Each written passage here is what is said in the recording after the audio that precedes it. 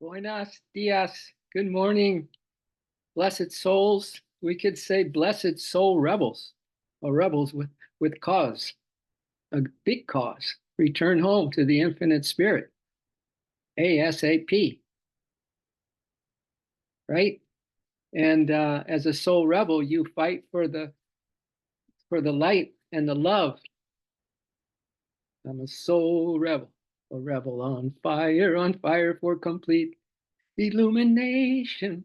I'm a rebel on fire for complete liberation, illumination, and happiness for all, prosperity and freedom, freedom, freedom. But as Yogananda said, fight not even for truth. So if we talk about soul rebel, and this name of this stream this morning is the inner battle, you're going to understand Gita in a whole new paradigm, in a whole new shift, I think, this morning. But Yogananda said, fight not even for truth if love is not in your heart. So whatever cause we have, whatever is our desires, good, bad, or ugly, that the name of the game is without love, it's for naught. It's just a spinning of the wheels. It is just a recurring nightmare, a recurring dream that just keeps coming back, and it's a nightmare, right? And you can't get it out of your head, okay? So this is a very special morning, everybody, as you know, because the soul train stops at this station every moment, and not just every moment and every day, but every second. What does that mean? It means that the presence is right here, right now with us, just waiting for us to just let go of all those passing thoughts and that we usually cling to and get lost on a runaway train, so to speak. But the soul train is here to pick you up.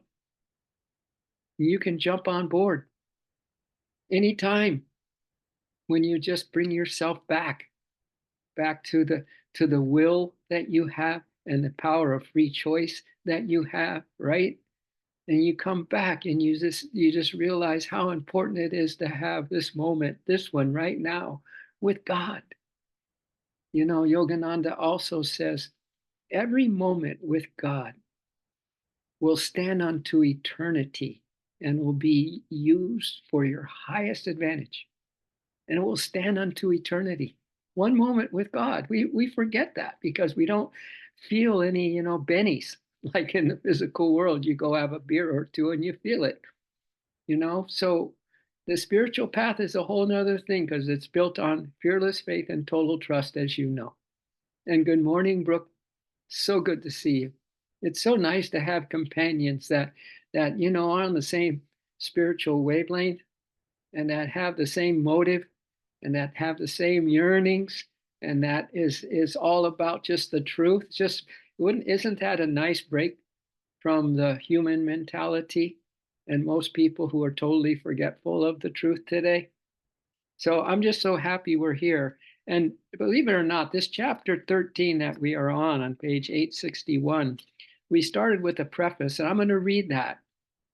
A preface that some renditions or commentaries of the Bhagavad Gita will say is the verse one, where Yogananda says, no, it's just a preface. But for us now, where we're at in our lives, each of us, I think it's very similar, and yet, of course, uniquely different because we're different, right?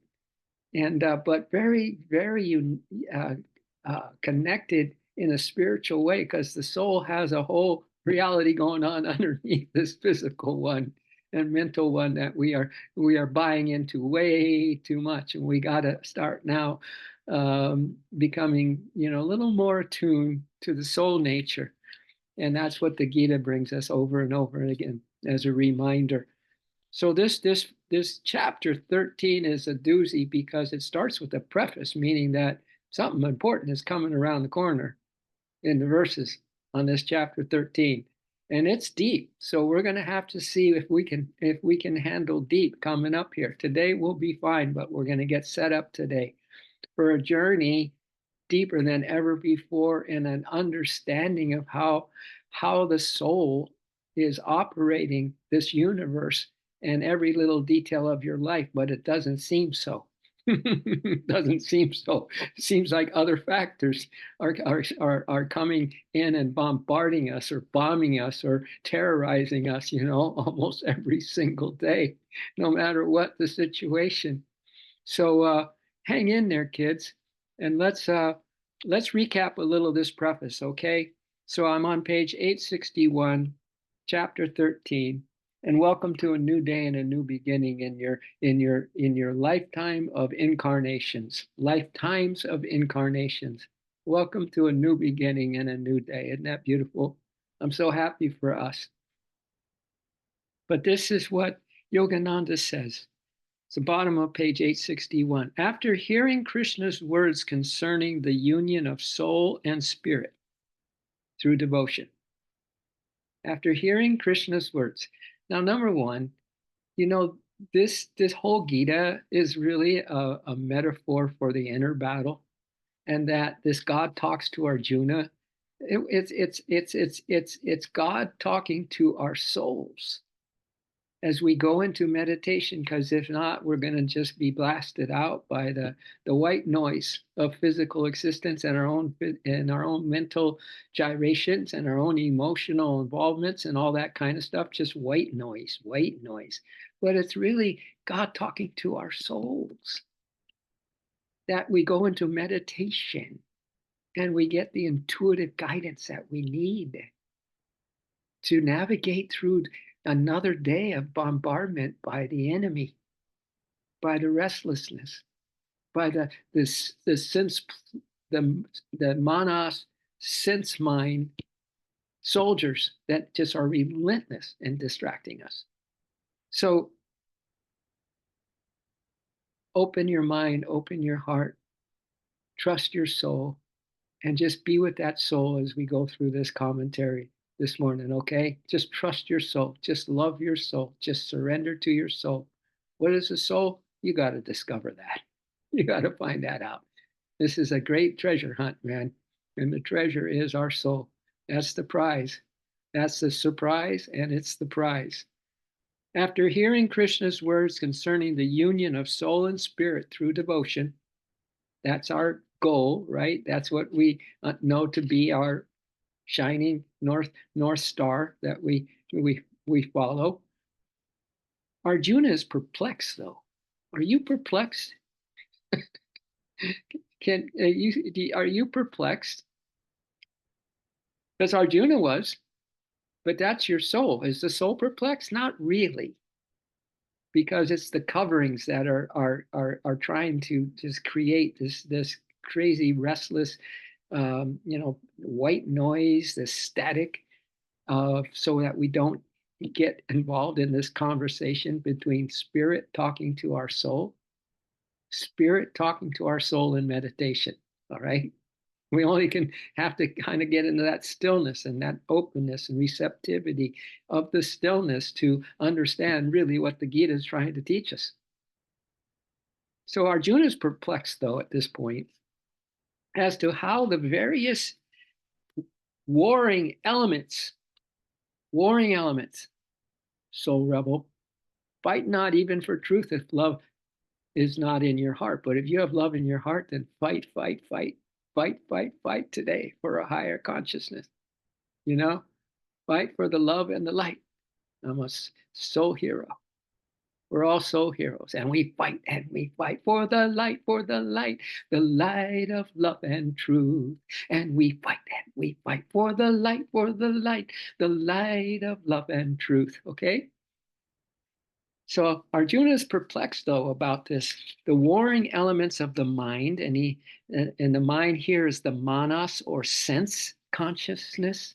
Not the intuitive sense, but the outer sense, like dogs smelling everything, just interested and curious about every sniff, every smell, what's happening here. They have heightened senses, but we're not talking about the heightened senses here. We're talking about the gross sense consciousness.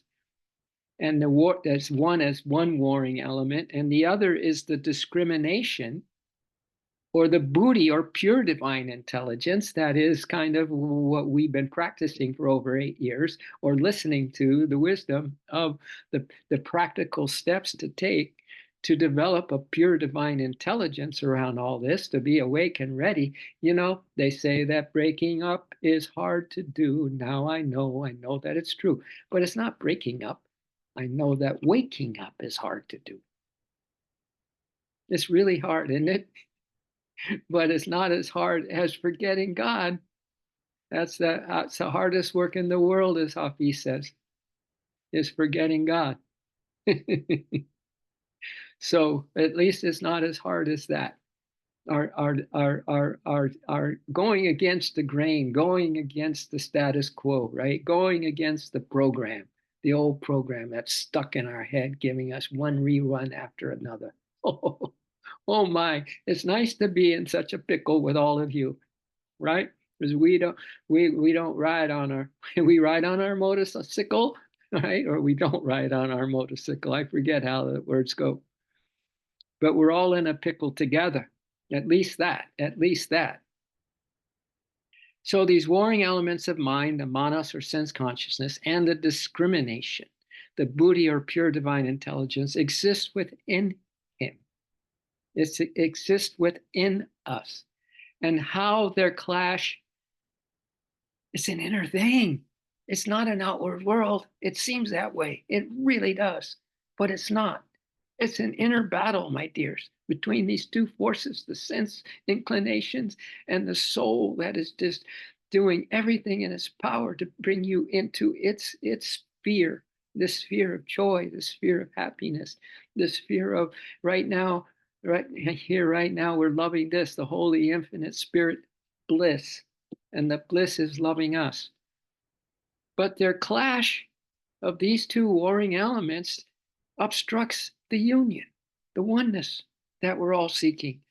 The God-seeking devotee, you and me, yearns to understand. So if we're perplexed right now, let's all admit what's true. We're perplexed in many ways, not to make it a big deal, all right? But we're also yearning to understand the mystery about all this, aren't we? Are you? You got to get yourself in the mode here. You got to get yourself in the reality right now, right? You got to bring yourself back to the reality, the truth, in other words, as we fight for the truth of love and light. But we never fight without love in our heart. So the God-seeking devotee yearns to understand the mystery about outward matter bent cosmic nature, the outward matter bound, the outward bound train.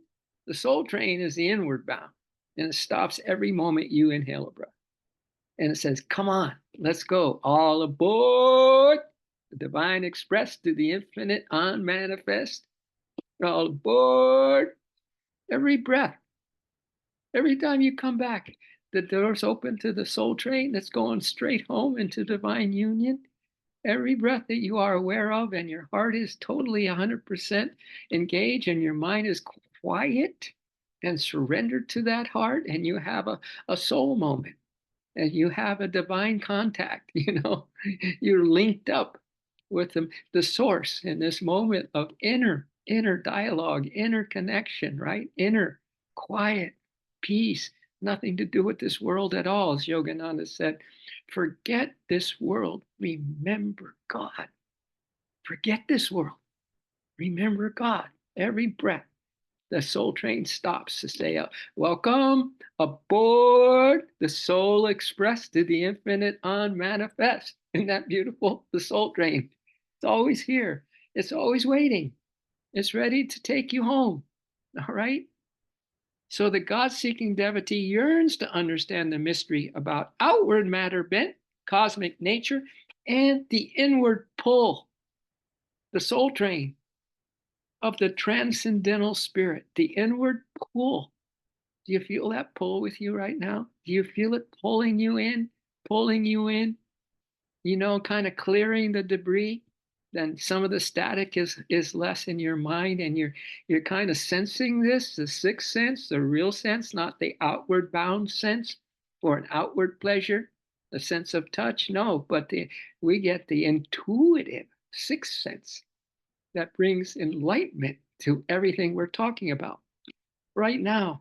So we're about the inward pull of the transcendental spirit, and about the sense and nature identified field of the body. And we have to understand this battle coming, these coming verses, okay? We got to really understand that a day in a life is about a battle between this outward bound train and the inward bound express, okay?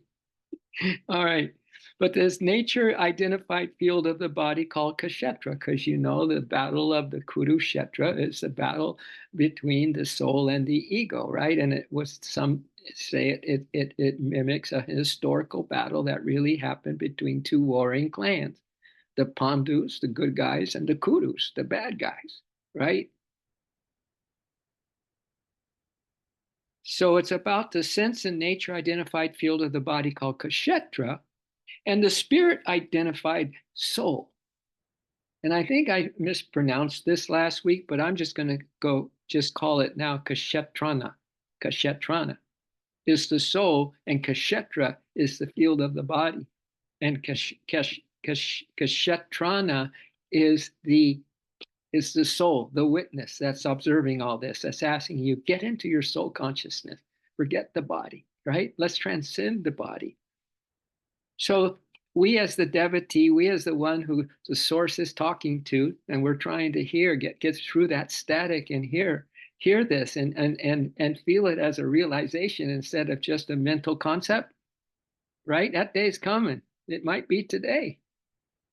So we desire all knowledge about them. We desire all knowledge about this battle. We want all the knowledge about why we are why we are so clingy to worldly things and negative thinking and worry. I have a good thing from the Jesus calling today about worry, right? And maybe I'll read it soon before we start verse 1. All right.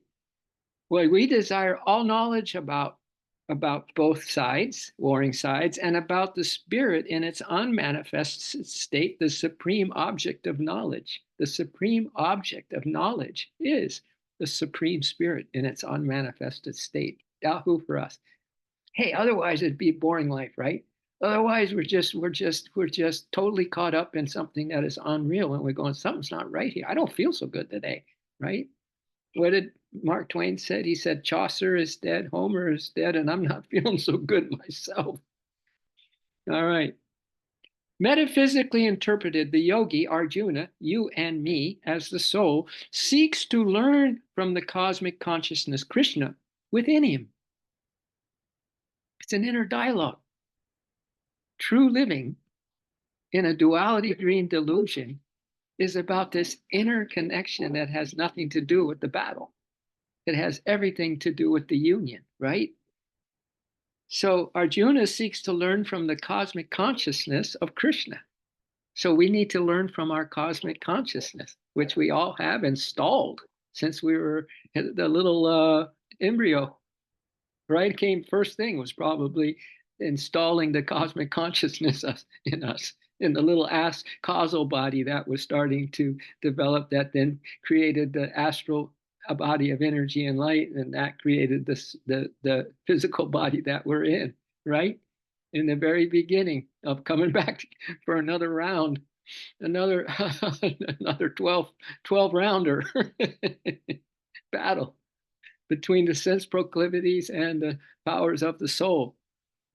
So we seek to learn from the cosmic consciousness Krishna within us about the supreme spirit's dual macro cosmic manifestation. So we have really a yearning to know about how can this outward world of trauma and drama and disasters and young kids getting murdered and old people, killing themselves or whatever, right? I don't want to be, But you know what I'm saying. If we look at the facts every day, the facts are not truth. Remember that. The truth is that we are immortal souls. So we're listening to Krishna about the Supreme Spirit's dual macrocosmic manifestation as Prakriti, or Mother Nature. That's the outward bound train. Divine Mother has her job to take us outward bound, but she also is there to take us inward bound as well, if we trust her, if we have total trust and we surrender to the Mother. We surrender to the Mother as fast as we can. We run into her arms and we surrender to her love. We surrender to the Mother as fast as we can. We run into her arms and we surrender to her love. We surrender to love. We surrender to her love. We surrender to love. We surrender to her love. We surrender to love. We surrender to her love. We surrender to her love. We surrender to love. That's Purusha. There's Mother Prakriti as Mother Nature of this outward bound train, and then Purusha, the inward soul train to the oneness, to the union, no static anymore, right? Just clarity of mind, clarity of heart, clarity for my soul, right? So we're still perplexed though, and we're yearning though for the Supreme Spirit's. We want to understand why the Supreme Spirit would go to all this trouble of a dual macrocosmic manifestation of this outer energy called Mother Prakriti, and then there's the inner pull of Purusha, or God the Father beyond creation, about their microscopic manifestations. So that was talking about, that's macro, because there's a physical universe, there's an astral universe, which comes further in these verses, and it's deep. But I think we might give it a shot, because we're on chapter 13 of 18 chapters in the Gita for about 8 years or more right now. So there's something that we have always been given the grace to understand, even just a little tad, a little tiny bit, just a little bit, just a little bit of your love, my sweet Lord. I just want a little bit, just a little bit of your knowledge, Lord, just a little bit. So there's the macro, and then there's the micro, and God the Father beyond creation. And about his microscopic, though, in the little picture, we're in the physical body, we're in the astral body, and then the causal body. You have three bodies we're in. Okay, so there's the macro of the universe bodies, and then the micro that we have a body, and there's a body inside that body called the the not the causal body, but the astral body, and then we have the causal body of pure consciousness, astral body of energy and light, and the physical body. We all know what that's all about. So God the Father beyond creation. So, and about the microscopic manifestations now of the little nature body, that's the physical body, and the little knower, that's the soul stuck in this physical body, and it's kind of, the static has blocked out all understanding of that we have a soul. To us, there's just the trauma and drama of daily life and the entertainment of some good stuff, but a lot of curiosity around the bad stuff. All right. So the little nature body, our bodies, and the little knower, the soul in eclipse, so to speak, of its powers, the bodily indweller, the soul, the little knower, the bodily indweller, the soul. So you have an indweller, the soul is hidden in this body. Wow, that makes us special, doesn't it? Doesn't it make us special? Don't you feel a little more sacred just knowing that the divine, the soul is just, even though we don't contact it, we don't understand it, we don't feel it for the most part, that we have that soul as a divine indweller in this body temple? And all about the reasons. And then we're going to discover, as Arjuna is requesting right now, our soul is requesting right now, the true devotee is requesting right now, and about the reasons for the clash. We're unity, we're oneness. God is one. We are one with God. Why did he have to make the clash of the titans, I call it?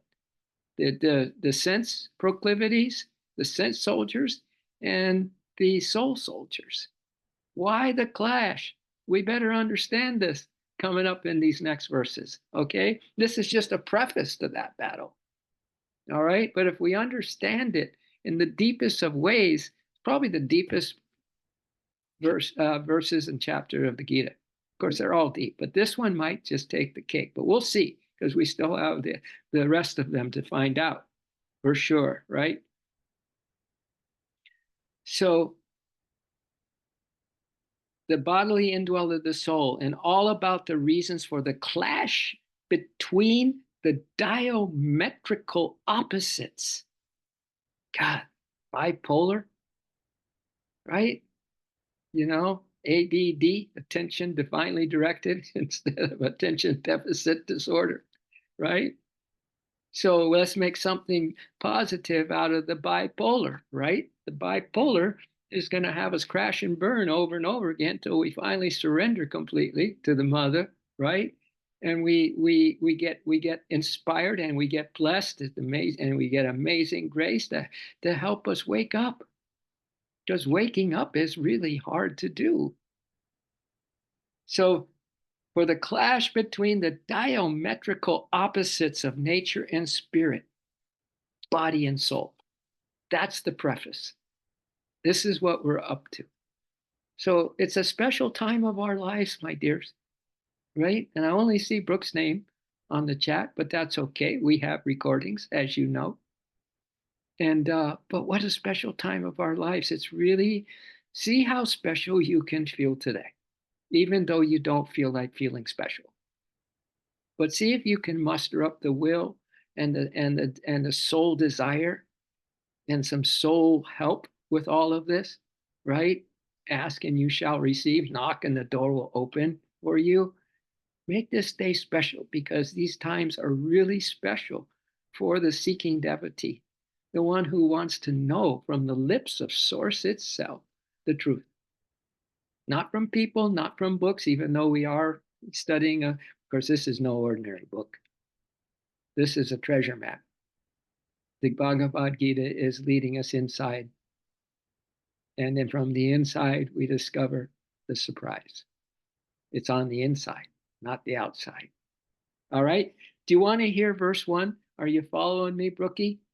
Oh, here comes Marty. Nice. We have two soul rebels on fire for complete liberation. Huh? And illumination. Good job. Oh, the divine feminine are always the ones that bring us back to some kind of semblance of understanding and of chilling, right? And of letting go and letting God and letting that truth come in, and then we follow that. That's divine feminine, man. That is so, yes, I'm awake and ready. Good job, rookie.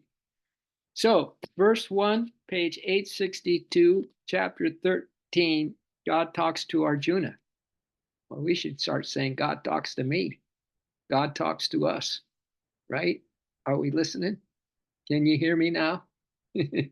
Really important that we have a whole new way of listening, right? With that sixth sense of the hearing. Yeah, the clairs, the clairsentience, clairvoyance, the cognizance, and on all those clairs, the heightened senses. We need to start really having some inner awareness around the truth, and a lot less attachments to the outer show, right? So, the blessed Lord replied to Arjuna because Arjuna just asked the Lord, what's going on here with the clash? O offspring of Kunti, Arjuna, by the knowers of truth, this body is called Kshetra, the field where good and evil karma is sown and reaped. And here's the mystery, one of the mysteries. We come on a planet where good and evil exist, not just the good and not just the evil, but both of them in a bloody war. And if we kind of forget the truth and forget our noble purpose here and our soul calling here, we're going to discover the evil karma and then make evil karma. But if we attend to what we are being called to attend to, which is our soul awakening and our union with spirit, the soul with spirit, we will be making either really good karma or no karma at all. All right? That's the field where good and evil karma is sown and reaped. That's the body. Inside this body is the war zone. Likewise, that which cognizes the field, they call Kshetrana, the soul. Likewise, that which cognizes the field, called Kshetrana, the soul. There's the Kshetra, field of body, and Kshetrana, the soul, as the observer. Trying its darndest to wake us up.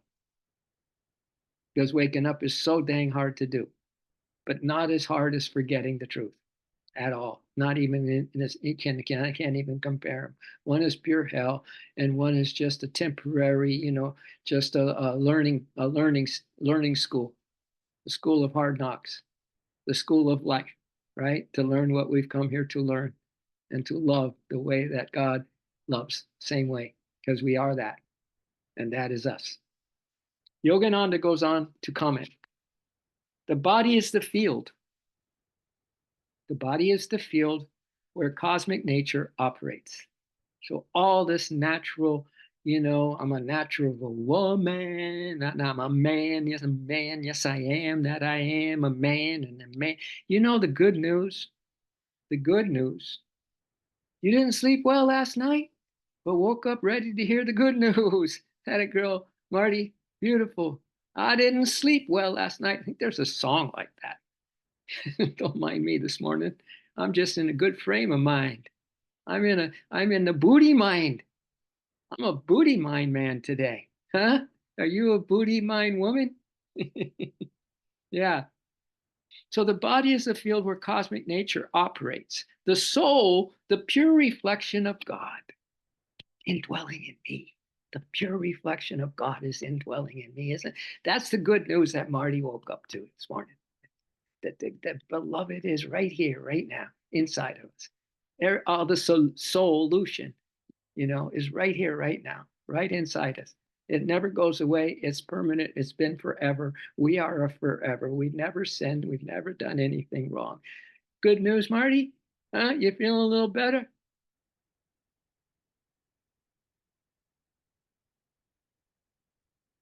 The pure reflection of God is the knower of this field. So that soul, the knower, the Kshetrana, is the knower.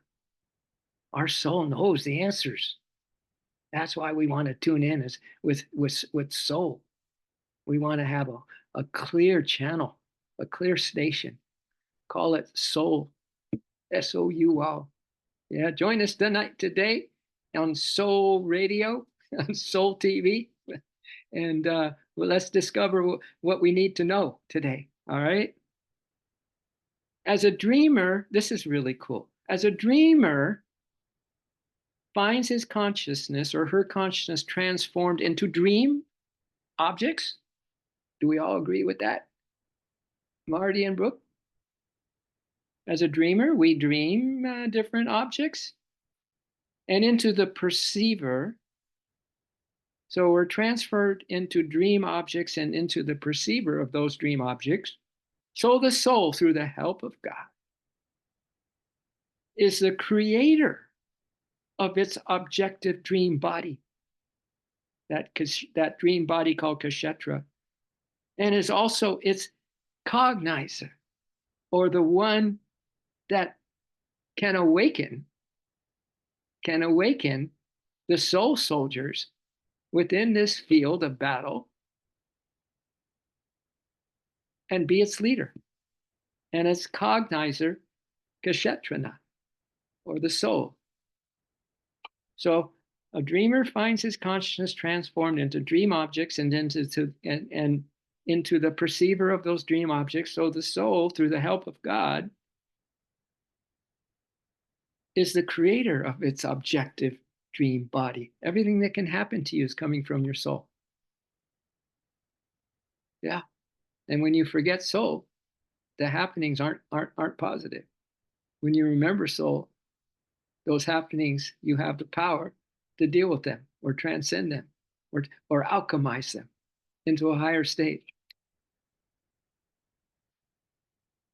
The dreamer, the process of dreaming and dream objects, like in a dream. Are we all on the same page? The dreamer, process of dreaming and dream objects correspond to the soul dreamer. There it is, soul dreamer. Have you ever heard those two words together before? The soul dreamer. So the dreamer, the process of dreaming, and we are dreaming right now. This is a dream experience, my dears, 100%. In mortal life, it's a dream experience. And the soul dreamer, though, its dreaming power and its dream of the objective body. So the dreaming process is identical and corresponds to the soul dreamer, its dreaming power and its dream of this objective body that's creating you and sustaining you and maintaining you. And one day it's going to say, let's leave this body house of troubles. Let's go. And you shoot up the spine into the light, and there you go. The soul's all in charge of it. But it's here with us now too. And we can have complete enlightenment in that soul consciousness. Then you create that relationship as a soul rebel, a rebel on fire, or complete illumination and happiness for all, prosperity and freedom for all, right? The objective dream body is the field. So the soul is dreaming this objective dream body. It's the field in which the soul dreamer assembles. So you as a soul dreaming right now are assembling its warring soldiers of discrimination. So you're calling all your soul soldiers to the aid of you, this physical identity and this physical obsessions that we have. It's to wake us up from that, right? So it's calling all the soul soldiers, the warring soldiers of discrimination.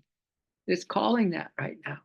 See, we're looking for a few good friends, my dears, a few good men and women that are also getting on this soul train today, right? So we can gather our forces together and realize together, awaken together, and win battle after battle together today, victorious on the battlefield, the inner battlefield of Kshetra and Kshetrana, right? Between the soul warriors and the sense soldiers. So we're soul dreaming now. We're soul dreaming, assembling our warring soldiers of discrimination. And the blind mind is assembling nature's armies of the sense blinded mind. This duality, ain't she something? Ain't she something? Isn't this bipolar thing that we're in? That we have a divine side and we have a sense inclined side of us, and they're battling each other to win control over our kingdom of body, mind, heart, and soul. Wow. The clash.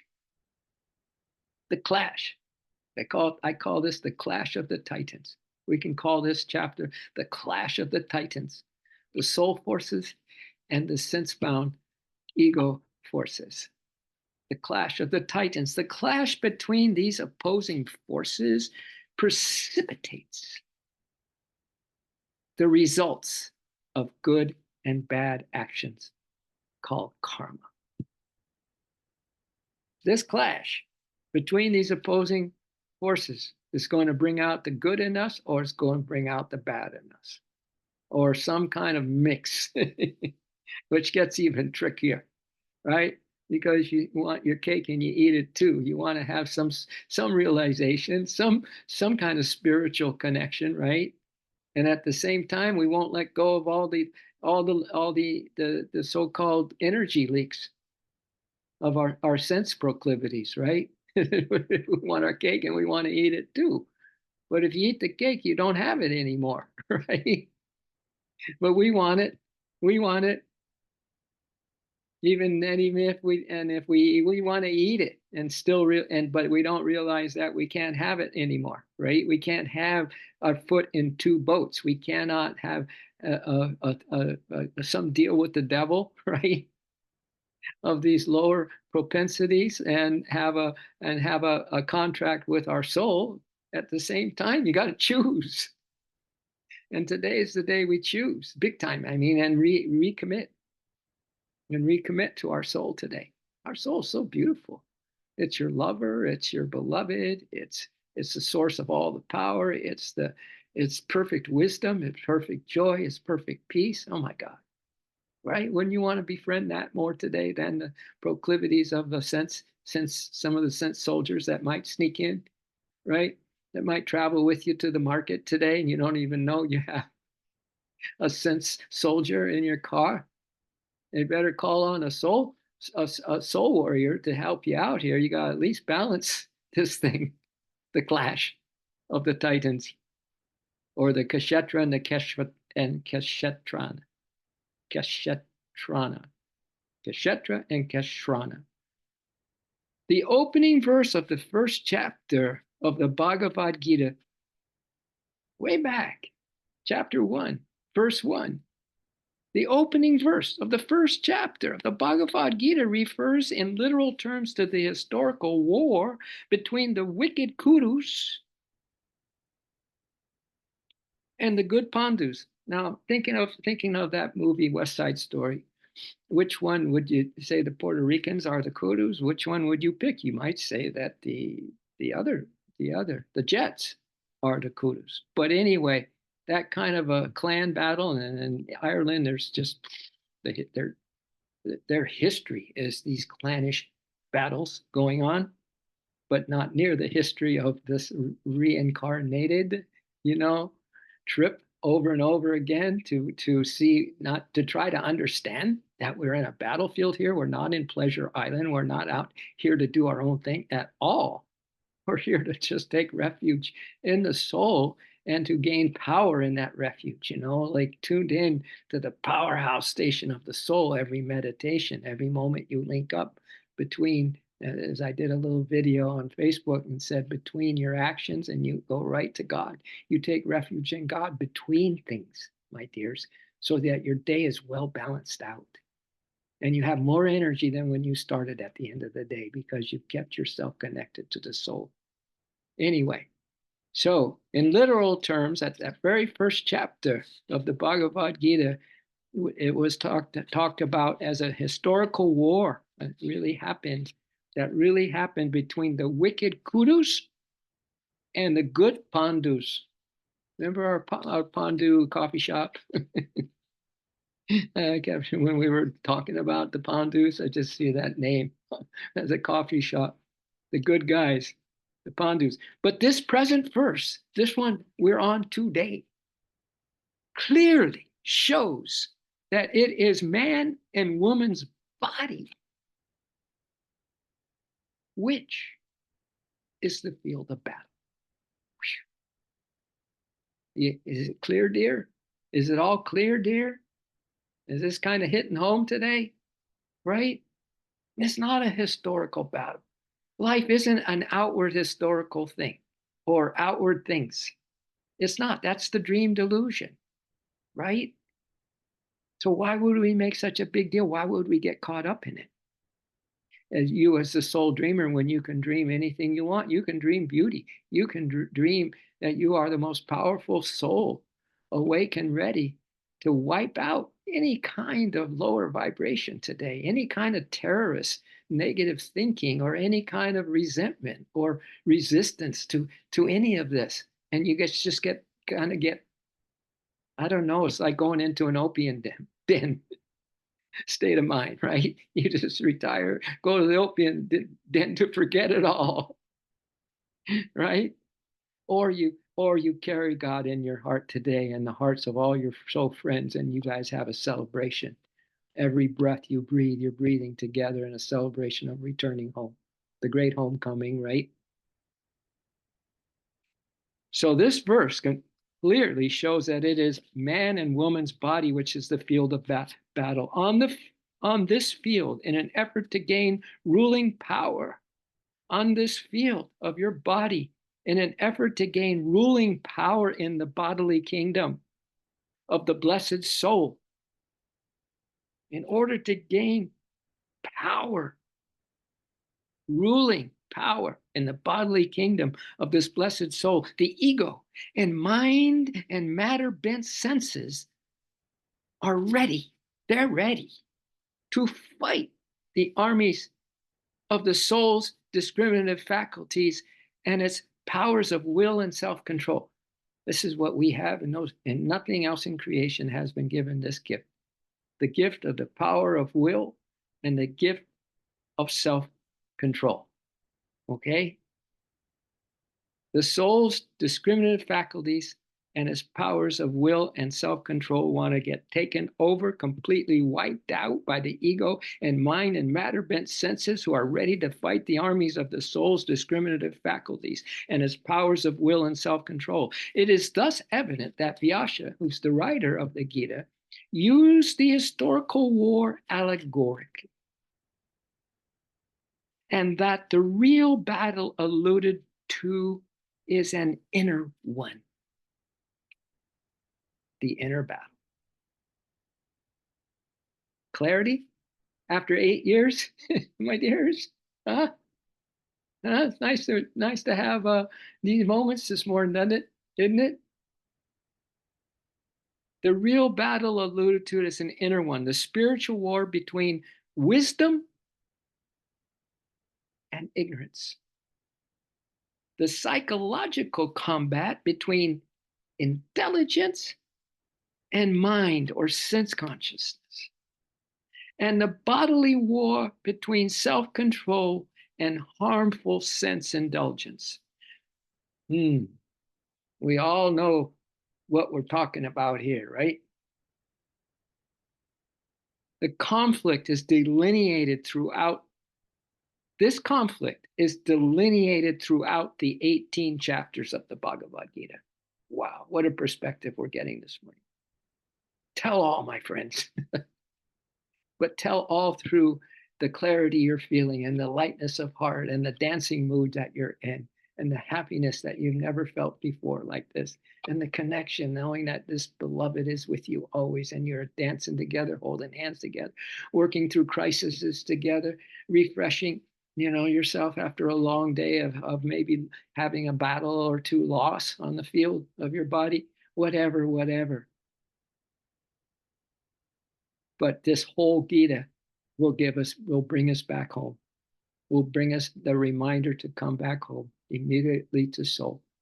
All right. These clashes between the spiritual proclivities planted in the human body by spirit through the soul. Wow. Look at this clarity. So the spiritual qualities that we possess have been planted in us, in every human, by spirit, but not directly. By spirit through the soul. See, your soul is spirit, my dears. Just individualized so you have the best support 24/7 to call at any time to support, call your soul. Give the mother a soul call. Come out of this secret soul, mother. Come out of the silent sky. Yeah. Give your mother a soul call was Yogananda's song, the cosmic chant. We're here to give our soul call. Help, help. SOS, Spirit, oh Spirit. SOS, Spirit, oh Spirit, help me. Send an SOS to Spirit. Or through its champion, the Spirit's champion is your soul. You can call on your soul champion to give you a hand, to help you out, to hold you, caress you, love you, to just wipe out any kind of thought of the world and give you some really beautiful, divine, pristine moments of intimacy with the truth. Right? That's what your soul will do for you. These clashes between the spiritual proclivities planted in the human body by spirit through the soul and the physical inclinations instilled therein. Remember, you got another whole thing going on besides that, those soul things, soul qualities and soul soldiers that you're SOSing in to help you out. There is also instilled in the same field of your body by cosmic nature or ma prakriti, the physical inclinations that make the bodily territory a battlefield wherein good and bad actions are initiated, producing their inevitable results. Like seeds that are sown and their fruits subsequently reaped. Therefore, man and woman's material nature imbibed, our material nature is imbibed from the cosmic nature manifested in the body. Oh, good old cosmic mother, man. She's got her three gunas that are tricking us into believing we are this quality, that person's that way, and this happening because of that, this, that, right? All this paralysis of analysis going on because of this cosmic nature that's manifested in our body, the product of the cosmic creative principle, is called the field of Kshetra.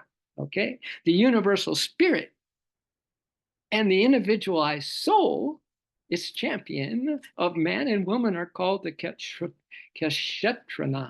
Kshetrana, that which witnesses or cognizes this inner battle. We can step back now, right? As a soul witness, soul watcher, put our feet up and watch it from the grandstand of an amazing soulful perspective, right?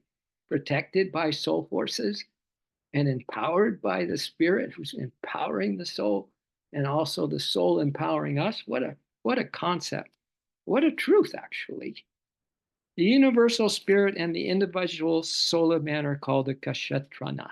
Kshetrana, that which witnesses or cognizes the field of bodily activities with its warriors for and against the ego and its forces.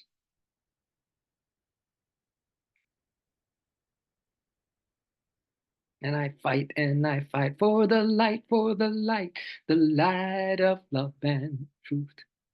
And I fight for the light of love and truth. These designations, Kshetra and Kshetrana, the field of the body and the soul, were given by liberated sages, these designations, by liberated sages who, having been victorious in the battle against the sense forces, the liberated sages, soul rebel on fire for complete liberation, illumination, you and me, were thereby knowers of the true nature of the bodily field. And so are you today. You are a true knower. My dears, you just heard, I hopefully in clear vibrations this morning, you've heard all about what we're about in this Bhagavad Gita immersion that we're in. Wow. These designations, Kshetra and Kshatrana, were given by liberated sages who, having been victorious in the battle against the sense forces, were thereby knowers of the true nature of the bodily field. Thus, it may be said the spirit, the soul, and all liberated beings are Kshetranas. Kshetranas. Kshetranas. That's what we're called, a Kshetrana. Thus, it may be said the spirit, the soul, and all liberated beings are Kshetranas, or true knowers of the body. But that's the true intuitive knowing. That's the true pure spirit knowing, not the physical knowing. Look at how everything mirrors the clash of the titans is in every situation we're in. For every good, behind every rose bush of pleasure, Yogananda says, there's the rattlesnake of pain, the duality. But we're true knowers of the understanding of that. So this will sum up this morning, okay? And then I'm going to read a little Jesus calling quote. We'll call it a one heck of a morning. one heck of a morning. The desire of the ego and the mind stuff is to establish in the body the kingdom of sense pleasures. The desire of the soul is to fight the material inclinations and to establish in the body the divine kingdom of unalloyed bliss of spirit. Can I read that once more? The desire of the ego and your manas mind is to establish in the body the kingdom of sense pleasures. The desire of the soul is to fight the material inclinations. I fight for the light, the light of love and truth, right? Is to fight the material inclinations and to establish in the body the divine kingdom of unalloyed bliss of spirit. Choose. Which side do you want to be on? Choose and choose and choose with every breath, because the soul train is every breath. It will pick you up the moment you make that beautiful choice to come back to your soul, to have a clean, pure motive moment with the divine from your heart space, a yearning, a calling. Help me, help me. You love me, I love you. You love me more, I love you more. No, I love you more. No, I love you more. One of those kind of moments that might turn into a nice little deep dive, right, in the maelstrom of human life and temptations and all that. Wow. All right. I said I would read to you a little something from Jesus Calling. It's actually today's Jesus Calling. Okay.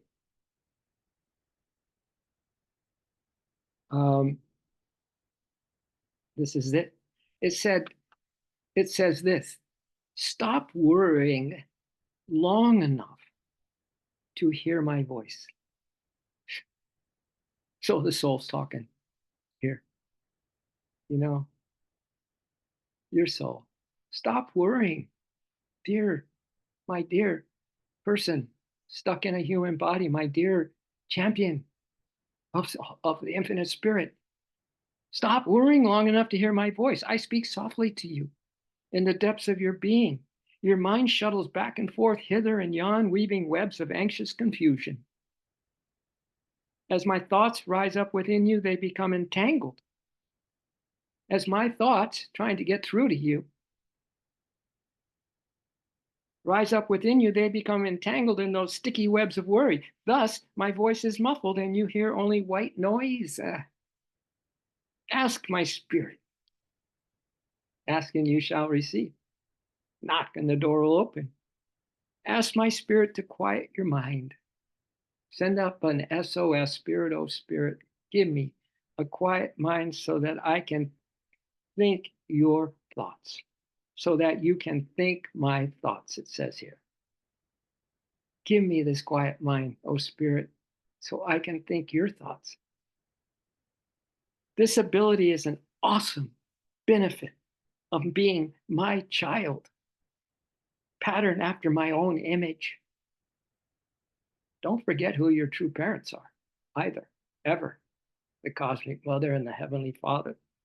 This ability is an awesome benefit of being my child, patterned after my own image. Do not be deafened by the noise of the world or that of your own thinking. Instead, be transformed by the renewing of your mind. Sit quietly in my presence, letting my thoughts reprogram your thinking.